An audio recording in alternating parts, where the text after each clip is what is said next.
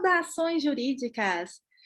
Hoje eu quero falar com vocês sobre um tema de grande importância, considerando a quantidade de processos que eu estou fazendo ultimamente que gira em torno dessa temática, que está relacionado ao embargo à execução.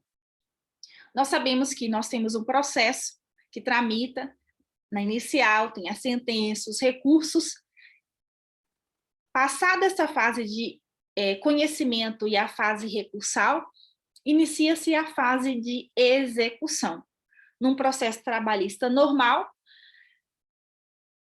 depois que se inicia essa execução, o juiz determina e cita o executado para pagar ou dar bens à penhora no prazo de 48 horas, que é o prazo preconizado na CLT. Uma vez que inicia-se esta fase processual, é importante que o executado tome algumas medidas, e no caso de haver a garantia do juiz, vamos supor, bloqueou um valor na conta do executado, o valor garante a execução de 100 mil reais, bloqueou 150 mil. Portanto, o juízo está garantido e, para que ele possa discutir, ele vai ter que apresentar os embargos à execução. E o que nós podemos elencar como elementos importantíssimos dos embargos? Os embargos à execução parece uma petição inicial, porque exige uma formatação onde você vai destinar ao juízo de execução. Você vai mencionar as informações que merecem destaque nos seus embargos. Eu estruturo a minha peça tendo a qualificação das partes e começo do conhecimento, explicando a tempestividade, falando quando que houve o cumprimento da penhora ou quando que houve o pagamento, a garantia do juízo, para contabilizar o meu prazo de 5 dias, conforme a CLT. Depois que eu faço essa análise inicial, eu começo da sinopse do processo e relato os principais acontecimentos daquele processo. Quando que foi homologado os cálculos, o que aconteceu, quem são os responsáveis, enfim. Trago uma síntese do processo, porque muitas vezes o juiz de execução não é o mesmo juiz que julgou a causa, então somente para refrescar a memória. E aí eu começo explanando alguns pontos, como, por exemplo, eu posso alegar alguma preliminar.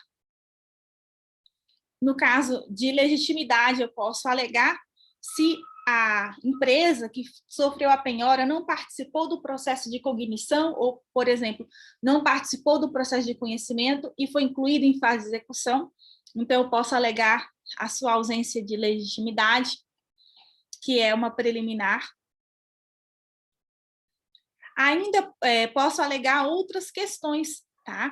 É importante que você traga nos seus embargos a explicação de quais as matérias que você está abordando, porque a nossa legislação consolidada ela é específica em dizer que a matéria dos embargos está restrita ao cumprimento da decisão, ao acordo, à quitação ou à prescrição da dívida, tá?